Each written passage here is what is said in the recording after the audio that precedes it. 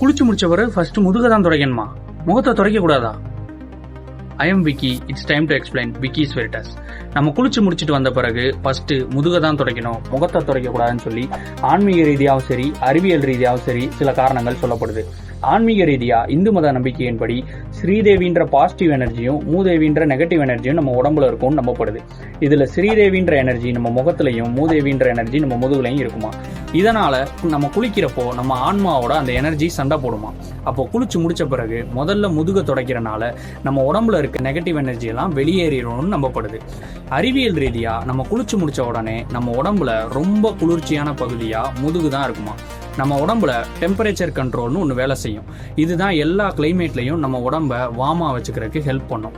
அதனால எப்போவுமே குளிச்சு முடிச்சோடனே ஃபர்ஸ்ட் முகத்தை துடைக்காம முதுக துடைக்கும் போது டெம்பரேச்சரை பேலன்ஸ் பண்ணி நமக்கு எந்தவித நோய்களும் வராமல் தடுக்கணும்னு நம்பப்படுது. இனிமே நீங்க இந்த மெத்தடை ஃபாலோ பண்ணுவீங்களா? கமெண்ட்ல சொல்லுங்க.